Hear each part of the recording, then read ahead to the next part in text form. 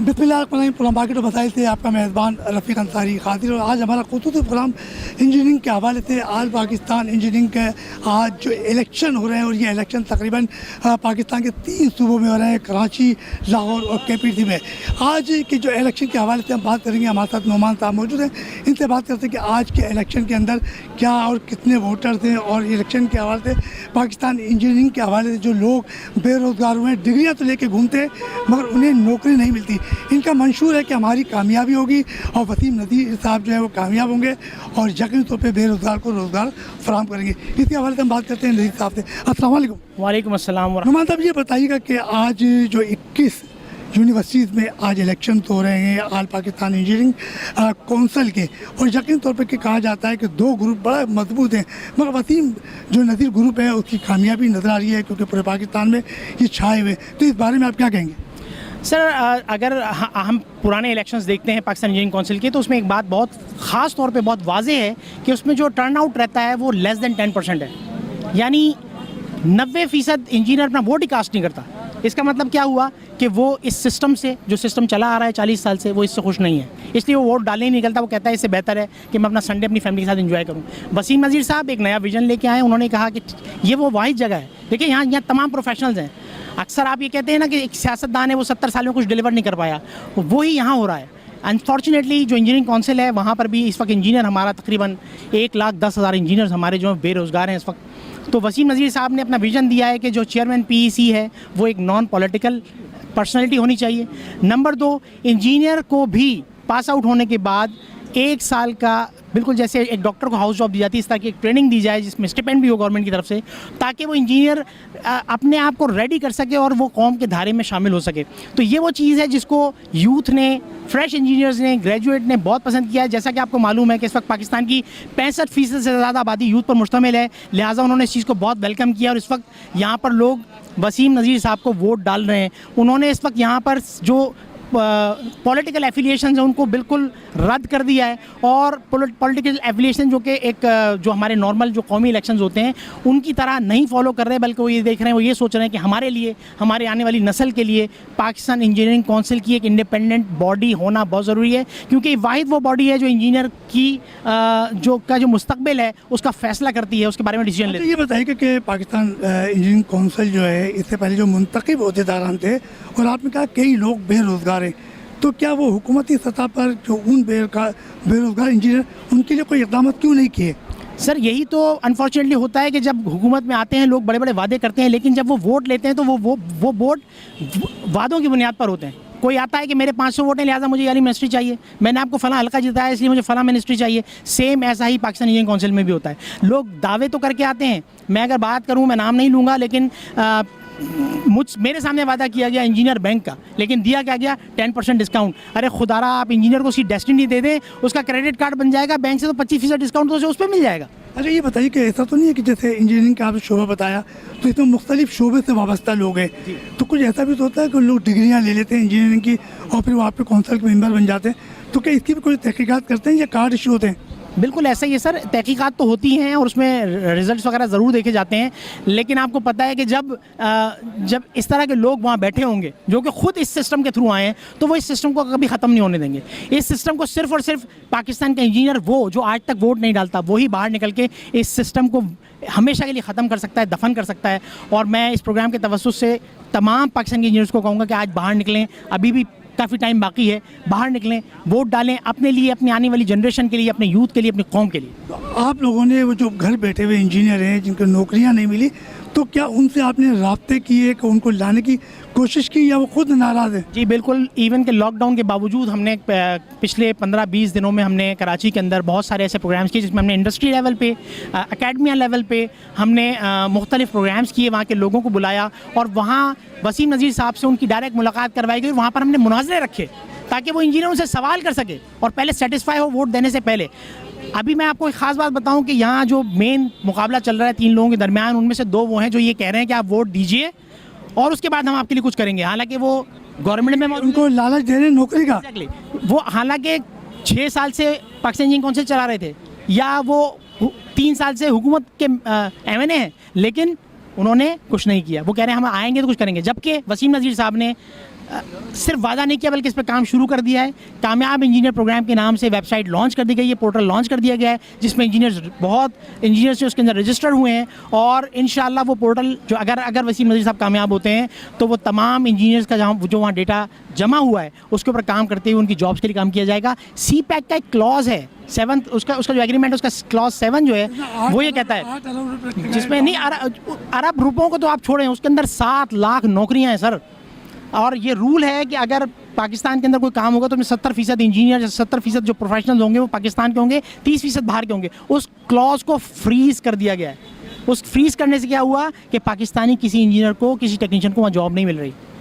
वसीम नज़ीर साहब ने कहा है कि अगर मैं चेयरमैन मुंतखब होता हूँ तो सबसे पहले उस क्लॉज को अनफ्रीज करूँगा ताकि वो 7 लाख नौकरियाँ बहाल हों और वो इंजीनियर्स जो जॉबलेस बैठे हैं या जो कि और जॉब्स कर रहे हैं, उबर करीम चला रहे हैं, फूड पांडा में बाइक चला रहे हैं, डिलीवरी कर रहे हैं, उन लोगों के लिए नौकरियों का बंदोबस्त किया जाए। अच्छा, जो आपके वोटिंग का सिलसिला है तो क्या इसमें मेंबर्स वोट डालता है या कुछ और लोग भी आ जाते हैं बाहर से कि भी सियासी बुनियाद पर वोट डाल के चले गए, तो ऐसा भी कोई सिस्टम है? जैसा कि मैंने शुरू में कहा कि चूंकि इस इलेक्शन को भी एक वो कौमी इलेक्शन बना दिया गया है जो हमारे मुल्क में होता है, जिसमें हर कोई ये चाहता है कि वहाँ पर भी जो है स्मार्ट तरीक़ों से वोटिंग की जाए, लेकिन आज तक वो सिस्टम नहीं आया। उस सिस्टम को क्यों नहीं आने दिया जाता? इसीलिए नहीं आने दिया जाता क्योंकि अगर वो सिस्टम हट गया तो ये बोगस तरीके ख़त्म हो जाएंगे। लेकिन यहाँ इंजीनियरिंग में जहाँ आपका इंजीनियर, आपके मुल्क का इंजीनियर वो सिस्टम बना सकता है जो कि फुल प्रूफ होगा, जिसके अंदर कोई इस तरह की धांधली करने का सिस्टम नहीं होगा, वो सिस्टम भी नहीं लाने दिया जाता। क्यों? क्योंकि लोग तो वही हैं। तो यहाँ जब सिर्फ और सिर्फ प्रोफेशनल होंगे, जब यहाँ वो लोग होंगे जो अपने मफाद के लिए नहीं बल्कि अपनी कौम के लिए, अपने यूथ के लिए जब जंग लड़ रहे होंगे, तो वो यकीनन ऐसा सिस्टम भी लेके आएंगे और ऐसे इंतखाबात भी लेके आएंगे जो बिल्कुल फुल प्रूफ होंगे। अच्छा, वसीम साहब जो है वो यहाँ क्यों मौजूद नहीं है? वो तो लाहौर में मौजूद है, तो उन्हें अपने वोटर के साथ यहाँ होना चाहिए था। मैं आपको बताता हूँ कि चूंकि उनका ताल्लुक लाहौर से, लिहाजा वो लाहौर में मौजूद है, लेकिन पिछले 2 हफ्ते में वो 3 दफ़ा यहाँ पर हमारी रिक्वेस्ट पर आए और उन्होंने ना सिर्फ एकेडमिया के लोगों से, स्टूडेंट से, फ्रेश ग्रेजुएट से, इंडस्ट्री के लोगों से और तमाम इंडस्ट्री से, किसी एक इंडस्ट्री नहीं बल्कि तमाम इंडस्ट्री के लोगों से मुलाकात की। और मुलाकात ये नहीं थी कि उन्होंने आके पोडियम के ऊपर और कोई तकरीर की, बल्कि उन्होंने मनाजरे रखे थे जिसमें लोगों ने डायरेक्ट क्वेश्चंस किए और उन क्वेश्चंस के हवाले से उन्होंने लोगों को सेटिस्फाई किया, जवाब दिए। और लोग, सबसे ख़ास बात यह है कि उसमें लोग खाना खाने के लिए नहीं आए थे, बिरयानी की प्लेट के लिए नहीं आए थे, बल्कि लोगों ने वहाँ अपने मसाइल डिस्कस करके जब उनका हल जाना तो आज वो लोग घरों से निकले हैं वोट डालने के लिए। अच्छा, कितने वोटर्स हैं आपके कि जो पूरे पाकिस्तान में जो वोट कास्ट कर रहे हैं और कितने ऐसे कि जो आप समझ रहे हैं कि वोटिंग का जो रेशो है वो कितना होगा? सर, कराची के अंदर अगर मैं बात करूं तो कराची में 34,000 वोटर्स जो हैं वो रजिस्टर्ड हैं। 34,000 इंजीनियर कराची में, तो उसमें कितने लोग रोज़गार पर? सर, उसमें से रोज़गार की अगर बात करें तो मैंने आपको बताया ना कि जो कराची के अंदर जो 34,000 इंजीनियर्स हैं उसमें से जो वोट कास्ट करने आते हैं वो जस्ट 10% होते हैं। लास्ट जो इलेक्शन अगर मैं उसकी बात करूं तो उसमें कराची से तकरीबन 10,800 वोट कास्ट हुआ, 10,800 लास्ट हुआ था। अब इस दफ़ा कितने इम्कान हैं? इस दफ़ा सर हमने जो कोशिश की है, हमने वसीम नज़ीर साहब को ला के सामने खड़ा किया, उन लोगों के सामने जो वोट ही कास्ट नहीं करते थे, और उनको हमने कहा कि आप वोट डालने के लिए आएँ। तो हमें उम्मीद है कि इस दफ़ा वोट बढ़ेगा और इंशाअल्लाह इंजीनियर ने अगर वाकई इस पाकिस्तान और इस यूथ के बारे में सोच लिया और अपनी आने वाली जनरेशन के बारे में सोच लिया तो इंशाअल्लाह इस दफ़ा ना सिर्फ टर्नआउट बड़ा होगा बल्कि इस सिस्टम जो है वो हमेशा के लिए। अच्छा, कराची में कितनी यूनिवर्सिटीज़ के अंदर जो इस वक्त पोलिंग का अमल जारी है? सर, टोटल 17 मकामात पर कराची में इस वक्त पोलिंग हो रही है, जिसमें कराची की यूनिवर्सिटीज़ और मुख्तलिफ इंस्टीट्यूट शामिल हैं। और उसमें वही वाली बात है कि कुछ कहीं पर टर्नआउट जो है बहुत कम है। और जैसे यहाँ हम खड़े हैं शेख ज़ैद इंस्टीट्यूट के बाहर, तो यहाँ पर आप देख सकते हैं कि कैसा ट्रैफिक फंस चुका है यहाँ पर, और यहाँ पर हज़ारों वोटर्स आ रहे हैं। तो जहाँ पर अवेयरनेस है, जहाँ पर लोग सेटिस्फाइड हैं, जहाँ पर लोग समझ गए हैं इस सिस्टम को, वो वोट डालने के लिए निकल पड़े हैं। जहाँ भी नहीं निकले हैं वहाँ हम कोशिश कर रहे हैं कि शाम 5 बजे तक हम वहाँ से मैक्सिमम लोगों को निकाल सकें। अच्छा, ये कोरोना की चौथी लहर है और मैं देख रहा हूँ कि यहाँ पर लोग जो हैं वोटर्स हैं, तो आप क्या समझ लेंगे कोरोना के हवाले से इंजीनियर को काफ़ी नुकसान पहुंचा? सर, बिल्कुल ऐसी ही बात है कि जैसे जब लॉकडाउन है लेकिन आप देख रहे हैं लोग पाबंदी के बावजूद निकल रहे हैं, क्योंकि ये पेट, ये रोज़ी जो है ना इंसान को बाहर निकालती है। तो वही इस इंजीनियर को वो रोज़ी ही इस वक्त वोट डालने के लिए बाहर निकाल के ला रही है कि वो इस वक्त कोरोना और तमाम ख़तरात को बलाए ताक रख कर वो इसलिए आ रहा है कि शायद मेरा मुस्तकबिल जो है वो इम्प्रूव हो जाए। हमारी नोमान इंजीनियर साहब से बात हो रही थी। पाकिस्तान इंजीनियरिंग कौंसिल के आज इंतखाबात हो रहे हैं, बल्कि पाकिस्तान के साथ साथ लाहौर, KBC और कराची में, मगर आज बड़ा ज़बरदस्त रश देखने में आ रहा है। वोटिंग के हवाले से हम बात करते हैं। हमारे साथ जमील इंजीनियर साहब मौजूद हैं, इनसे मालूम करते हैं कि ये वोट कास्ट करने आए हैं और साथ साथ ये इंजीनियर के शोबे से ताल्लुक़ रखते हैं, तो इनके भी कुछ ख्याल देते हैं। जमील साहब अस्सलाम वालेकुम। वालेकुम अस्सलाम। ये बताइए कि आप एक इंजीनियर हैं और इसके अलावा जो आज वोटिंग हो रही है, तो इस बारे में आप क्या कहोगे और क्या मुश्किलात हैं? क्या जो वोटर है, जो वसीम नदीर साहब को आप आए और देख रहे हैं कोई नया ग्रुप आया है, वो चाहते हैं कि बेरोज़गार को रोज़गार मिले, तो इस बारे में आप क्या कहेंगे? बिस्मिल्लाहिर्रहमानिर्रहीम। आज इलेक्शन है फॉर इंजीनियरिंग काउंसिल के मेंबरशिप और जो है ना चेयरमैनों के लिए, तो ये अच्छा कदम है। हम तो वोट देंगे, बाकी अल्लाह इनको कहे कि इंजीनियरों के लिए जो है ना मसले हल करें, बाकी मैं और कुछ नहीं कह सकता। पाकिस्तान इंजीनियरिंग कौंसिल के आज इंतखाबात बड़ी ज़ोर शोर के साथ जारी हैं और यहाँ देख रहे हैं कि दो ग्रुपों में ज़बरदस्त मुकाबला है। वसीम नज़ीर साहब ग्रुप और इसके अलावा नजीब हारून ग्रुप में एक ज़बरदस्त मुकाबला। यकीन तो पाकिस्तान के 3 सूबे यानी कि लाहौर, KPC और कराची में ये इलेक्शन हो रहे हैं और तकरीबन 21 यूनिवर्सिटीज़ में ये इलेक्शन हो रहे हैं। हमारे साथ इम्तियाज़ एवान साहब मौजूद है और ये भी इंजीनियर है और यकीनी तौर पे यहाँ बेरोज़गारी बहुत हो चुकी है, जबकि कहा जा रहा है कि जो भी इंजीनियर है उसे नौकरी फराहम की जाएगी, मगर कहा कि साहब का जो यूनियन थी उन्होंने किसी किस्म से इंजीनियर को कोई नौकरी फराहम नहीं की। इसी हवाले से हम बात करते हैं इम्तियाज़ अमान साहब से। इम्तियाज़ साहब अस्सलाम वालेकुम। वालेकुम सर। इम्तियाज़ साहब ये बताइए कि इंजीनियरिंग का आज इलेक्शन हो रहे हैं और यकीनी तौर पर कहा जा रहा है कि कई इंजीनियर जो हैं वो बेरोज़गार हैं। जो साहब का यूनियन थी उन्होंने आसरे में रखा, तो इस बारे में आप क्या कहेंगे?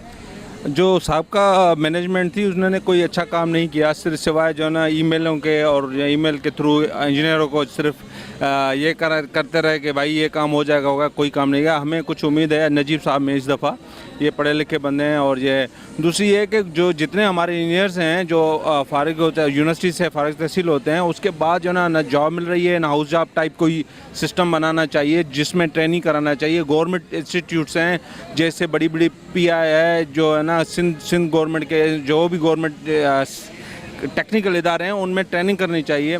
अब मैं खुद प्राइवेट जॉब करता हूं और प्राइवेट सेक्टर में आजकल ना तनख्वाह बढ़ा रहे हैं ना कुछ है और जुल्म है। मींस आप 16-16 घंटे 18-18 घंटे काम करें, आपको पैसे नहीं मिल रहे हैं, ना कुछ नहीं मिल रहे हैं, ना गवर्नमेंट जॉब मिल रही है। इंजीनियर होके मैं समझ रहा हूँ मैंने गलती की, मैं उस वक्त MBA कर लेता, कुछ और कर लेता, आज इस बेहतर पोजीशन में होता इस इंजीनियरिंग से। आज आप वोट कास्ट करने आए तो क्या उम्मीद लेकर आए?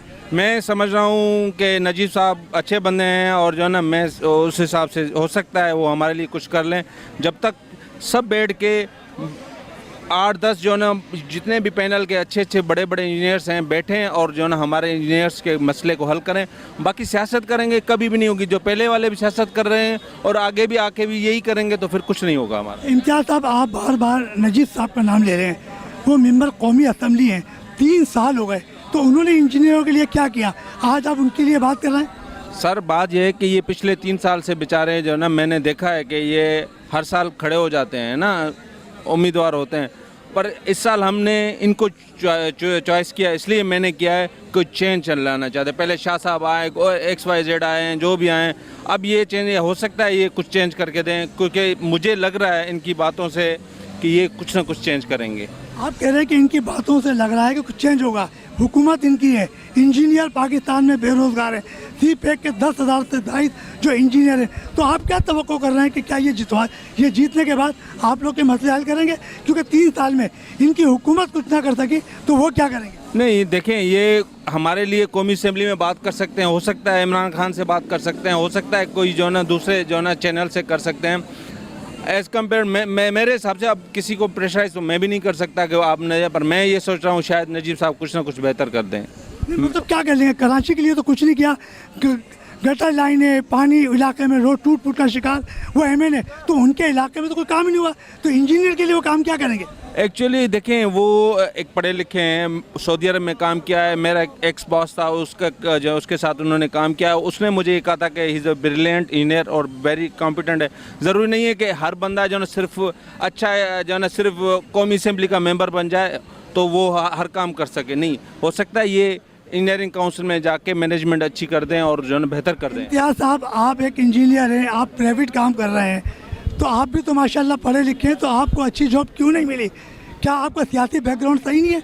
नहीं, मेरा कोई सियासी बैकग्राउंड नहीं था, मैं तो कराची का आपको सियासत में आना चाहिए था ना, ताकि आप भी एक अच्छे एमएलए या एमपी बनते, तो आप गरीबों की सोचते। सर एमएनए एमपीए के लिए पैसे चाहिए और जो है ना पॉलिटिकल बैकग्राउंड चाहिए। हम पढ़े लिखे बंदे कराची वालों को तो वैसे ही जो है ना आपने देखा है कि खुदे लाइन लगा रहे हैं जो भी है। और कोशिश तो मैंने की पर हमें नहीं मिली, पर यह है कि शुरू से हमने प्राइवेट जॉब की है और अभी भी कर रहे हैं। पर यह है कि नाइंसाफ़ियाँ बहुत हैं, नाइंसाफ़ियाँ ख़त्म होनी चाहिए, इक्वलिटी होनी चाहिए। प्राइवेट सेक्टर गवर्नमेंट सेक्टर जो है ना, अब देखें अच्छे इंजीनियर सारे जो है ना भाग जाते हैं गवर्नमेंट सेक्टर में चलेंगे और वो कहाँ काम भी नहीं करते। सबसे बड़ी यही बात है, ये सिस्टम कौन करेगा? इंजीनियरिंग काउंसिल ही करेगी ना, सिस्टम को बनाएं।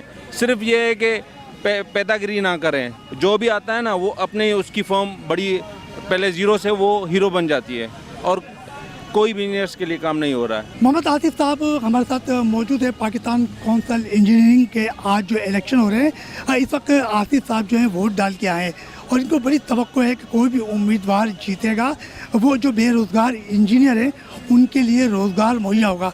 मगर जो कुछ लोगों से जो बात हुई है तो उनका यही कहना है कि सिर्फ लोग आते हैं मुंतखब होकर, वो सिर्फ अपने लिए आते हैं, किसी गरीब के लिए नहीं आते। हम आसिफ साहब से पूछते हैं कि ये एक इंजीनियर हैं और इंजीनियर के शोबे से ताल्लुक़ रखते हैं, तो आइए इनसे कुछ बात करते हैं। आसिफ साहब अस्सलाम वालेकुम। वालेकुम अस्सलाम। आसिफ साहब ये बताइए कि बहुत सारे इंजीनियर जो हैं इस वक्त बेरोज़गार हैं।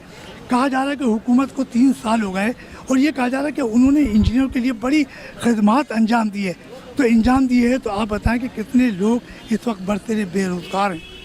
नहीं, ये बात तो हकीकत है कि बहुत सारे लोग इस वक्त बेरोज़गार हैं, जिसकी एक बड़ी वजह ये भी हो सकती है कि इंजीनियर्स बहुत ज़्यादा तादाद में जो हैं वो पैदा हो रहे हैं। हमारी इंडस्ट्रीज़ इस वक्त जो है ना वो इतनी ज़्यादा नहीं है जो उनको अकोमोडेट कर सकें। तो बहरहाल ये तो एक बहुत बड़ा इशू है, लेकिन इस वक्त मैं जो बात करने जा रहा था वो बद इंतज़ामी के ऊपर बात करना चाह रहा था। यहाँ पर लोग तो उम्मीद लेकर आए कि हम यहाँ से जब वोट देकर निकलेंगे, जो पैनल सेलेक्ट होगा तो वो हमारे लिए कुछ काम करेंगे, लेकिन वो तो बहुत दूर की बात है। पहले आप यहाँ के इंतज़ाम जो इलेक्शन के दौरान के हैं वो भी इतने नाकाफ़ी थे कि 2.5 से 3 घंटे के बाद, हत्ता कि जनरल इलेक्शन में अगर आप जाते हैं तो वहाँ पर भी आप आधे घंटे में फारिग हो जाते हैं। यहाँ पर कोई इंतज़ाम नहीं था। जितने भी पैनल्स हैं सब ने अपनी मार्केटिंग और ये इतनी सारी जो उन्होंने अपने लोगों को एडवर्टाइजमेंट की है उस पर तो इतना टाइम लगा दिया, लेकिन इतना टाइम नहीं लगाया कि जो इंजीनियर्स यहाँ वोट डालने आ रहे हैं उनकी सहूलत के लिए कुछ काम करें। यहाँ पर बहुत बढ़ा दिए जाते या वो लोग बढ़ा दिए जाते। आसिफ, इंजीनियर को तो सहूलत मिली नहीं रही, कई बेरोज़गार हैं, तो ये आपको सहूलत क्या फराहम करेंगे? तो यही तो ना कि जिस उम्मीद को हम लेकर आए थे अब उसका अब आप अंदाज़ा लगा लें कि वो मिलना कितना दूर है। कि इलेक्शन के दौरान अगर सहूलत नहीं मिल रही तो यहाँ से निकलने के बाद जब कोई किसी को पूछता नहीं है उस वक्त क्या सहूलत मिलेगी? तो अच्छा, ये कह रहे हैं कि यहाँ पे 2 ग्रुप हैं, एक वसीम नज़ीर साहब है, एक जो है नजीब हारून साहब, वो मेंबर कौमी असम्बली है और कराची से उनका ताल्लुक़ है। 3 साल उनकी हुकूमत को हो गए, तो कहा जा रहा है कि उनकी हुकूमत से किसी भी इंजीनियर को नौकरी तो नहीं मिली बल्कि कोरोना मिला है, तो इस हवाले से क्या कहोगे? नहीं, कोरोना तो हुकूमत ने नहीं दिया, वो तो अल्लाह ताला की तरफ से है। लेकिन नजीम हारून साहब की आपने बात की तो वो एक अच्छी पर्सनालिटी है, सबसे ज़्यादा टैक्स पेयर वो थे एमएनए बनने से पहले भी। अगर आप उनका प्रोफाइल देखें तो सबसे ज़्यादा यानी एज एन इंडिविजुअल उन्होंने बहुत अच्छे काम किए हैं। अब तो हम उनको तो अप्रिशिएट करेंगे कि जो उन्होंने अच्छे काम किए हैं। तो 3 साल के अंदर कितने इंजीनियरों को नौकरी दिला दी उन्होंने अपने कोटे पे? नहीं, फ़र्द वाहिद का काम नहीं होता, ये तो पूरा सिस्टम है, तो उसमें तो ज़ाहिर बात है टाइम लगेगा। मेंबर कौमी असम्बली का एक सिस्टम होता है और उसको वोट कास्ट की जो उसको इसका बाकायदा कोटा होता है। नहीं, तो उसमें तो टाइम लगेगा। हो सकता है जो उन्होंने अच्छा काम किया हमारी नज़र में ना हो, हम तो उनको क्या आपकी क्या पर्ची उन तक नहीं थी? नहीं, 24 घंटे तो हम उन पर नज़र रखे हुए नहीं है, लेकिन हम ये उम्मीद ज़रूर करते हैं कि अगर वो यहाँ पर इलेक्ट होंगे तो एटलीस्ट इस इदारे के लिए जो है कुछ अच्छा करेंगे। मेरे साथ इस वक्त हसन शाह इंजीनियर मौजूद हैं और यकीन तौर पर ये भी मुख्तलिफ शोबे से ताल्लुक़ रखते हैं। कहा जाता है कि 10,000 से ज़्यादा इंजीनियर जो है इस वक्त बेरोज़गार हैं। इनकी तवक्को है कि शायद कोई भी पैनल जीत के आए और जो भी इंजीनियर थे उन्हें रोज़गार मिल जाए।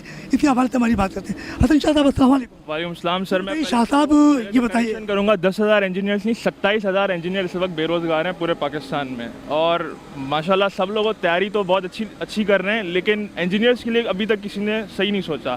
इतने मैसेजेस, इतनी कॉल, हर चीज़ सेंड करते हैं, कभी ये नहीं सोचा कि इंटर्नशिप सेंड कर दें, रिसर्च सेंड कर दें।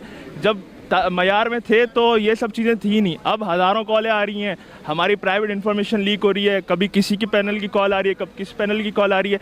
ये सब तो सब कर रहे हैं, कभी इंजीनियर्स के लिए किसी ने नहीं सोचा कि उनके लिए जॉब्स के स्ट्रक्चर को डिफाइन किया जाए, एक सैलरी स्ट्रक्चर जिसे कहते हैं। हर किसी के मैनिफेस्टो को अगर आप चेक कर लेंगे तो किसी के मैनिफेस्टो में सैलरी स्ट्रक्चर अभी तक डिफाइन नहीं है।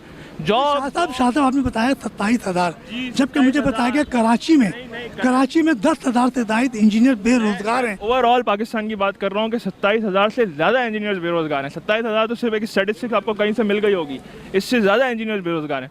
और जो लोग करंटली एम्प्लॉयड है वो 10,000 12,000, फ्रेश इंजीनियर को तो लेबर से भी कम वेजेस पे रखते हैं। 10,000 12,000, एक मिनिमम लेबर की जो डिफाइंड सैलरी है वो भी 17,500 है।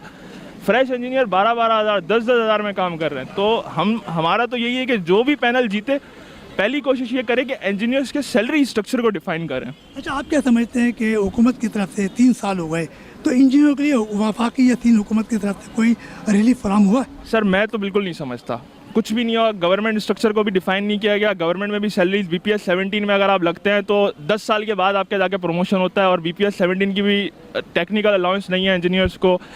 मैं कहता हूं कि आप डॉक्टर्स से थोड़ा सा वो समझें कि डॉक्टर्स का जो स्ट्रक्चर है ना, PMDC ने जो डिफाइन किया है, एक इंजीनियर भी एक रिस्पेक्टेबल प्रोफेशन है, डॉक्टर की तरह एक इंजीनियर भी एक रिस्पेक्टेबल प्रोफेशन है। अगर आप उनसे थोड़ा सा मशवरा ले लें ना उस बॉडी से, अगर उसके आप पैनल को ड्राफ्ट करें तो आपको समझ आएगा कि इंजीनियर्स का क्या चल रहा है अभी सिस्टम। ये सारे इंजीनियर्स वोट करने आए हैं गर्मी में, हम तो अपना फ्यूचर देख के करने आए हैं भाई, हमारा तो फर्ज बनता है हम करने आए। लेकिन ये जो इतनी मेहनतें चल रही हैं, उम्मीद यही कर रहे हैं कि जीतने के बाद जो भी पैनल आए पहला सोचे कि भाई इंजीनियर्स का भी कुछ करना है। हमारा तो यही है बस। हाँ, हमारे साथ हसन शाह साहब मौजूद थे, उन्होंने बड़ी ज़बरदस्त बात की कि 27,000 से ज़ायद इंजीनियर इस वक्त पाकिस्तान में बेरोज़गार हैं। हुकूमत पाकिस्तान को भी सोचना चाहिए कि ये पढ़े लिखे नौजवान जो मुल्क की खिदमत करना चाहते हैं मगर इन्हें बेरोज़गारी के आलम में घर पे बिठा रखा है। कहा जाता है कि जब कि आज जो इलेक्शन हो रहे हैं, इनकी उम्मीद है कि जो भी पैनल जीत कर आएगा वो यकीन तौर पर इंजीनियरों के लिए कोई ना कोई लाएअमल तय करेगा। आज चलते हैं एक छोटे से ब्रेक की तरफ, ब्रेक से वापस आएंगे और हम दीगर इंजीनियर से भी बात करेंगे।